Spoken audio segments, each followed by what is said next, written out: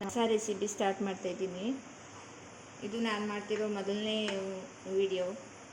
ಇದನ್ನು ಎಲ್ಲರೂ ಇಷ್ಟಪಟ್ಟು ನೋಡಿ ಲೈಕ್ಸ್ ಮಾಡಿ ಖುಷಿಪಡಿ. ಇಂದಿನ ರೆಸಿಪಿ ಮನೆಯಲ್ಲಿಯೇ ಬೆಳೆದ ಬಾಳೆ ಮರದ ದಿಂಡಿನ ಬಜ್ಜಿ, ಊಟಕ್ಕೆ ರುಚಿಕರವಾದ ಬಜ್ಜಿ.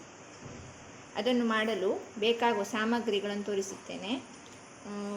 ತೆಂಗಿನಕಾಯಿ, ಬಾಳೆದಿಂಡು, ಮೊಸರು, ಉಳ್ಳಾಗಡ್ಡೆ ಮತ್ತು ಒಗ್ಗರಣೆಗೆ ಉದ್ದಿನಬೇಳೆ, ಇಂಗು, ಸಾಸಿವೆ, ಬೇವಿನ ಸೊಪ್ಪು ಮಾಡಿ ರೆಡಿ ಮಾಡಿದ್ದೀನಿ. ನಾನು ಇದನ್ನು ಮಾಡುವ ವಿಧಾನ ಹೇಳ್ತೀನಿ. ಮೊದಲು ಕಾಯಿ ಬಾಳೆದಿಂಡನ್ನು ಹೆಚ್ಚಿ ಕಾಯಿ ಮತ್ತು ಬಾಳೆದಿಂಡನ್ನು ಮಿಕ್ಸಿಗೆ ಹಾಕಿ ರುಬ್ಬಿ, ನಂತರ ಕಾಯಿ, ಬಾಳೆದಿಂಡು ಮತ್ತು ಹಸಿಮೆಣಸನ್ನು ಸೇರಿಸಿದರೆ ಟೇಸ್ಟ್ ಆಗಿರುತ್ತೆ.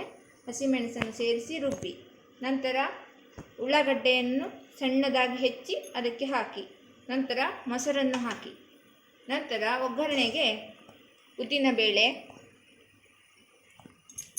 ಒಗ್ಗರಣೆಗೆ ಸ್ವಲ್ಪ ಕೊಬ್ಬರಿ ಎಣ್ಣೆ ಅಥವಾ ತುಪ್ಪ ಯಾವುದನ್ನು ಬಳಸಿ, ಅಡುಗೆ ಎಣ್ಣೆಯನ್ನು ಬಳಸಿ ಅದಕ್ಕೆ ಉದ್ದಿನಬೇಳೆ ಸ್ವಲ್ಪ ಒಂದು ಟೀ ಚಮಚ, ಸಾಸಿವೆ 1 ಟೀ ಚಮಚ, ಇಂಗು ಒಂದು ಚಿಟಿಕೆ ಇಂಗು, ಸ್ವಲ್ಪ ಒಣಮೆಣಸು ಮತ್ತು ಬೇವಿನ ಸೊಪ್ಪು ಹಾಕಿ ಫ್ರೈ ಮಾಡಿ.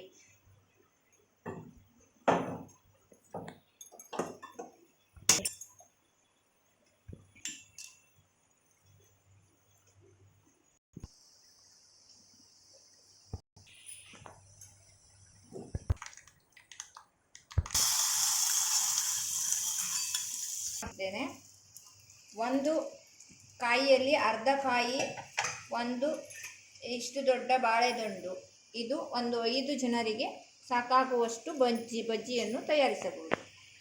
ಧನ್ಯವಾದಗಳು. ಮೊಸರನ್ನು ಸಹ ಇದಕ್ಕೆ ಸೇರಿಸುತ್ತೇನೆ.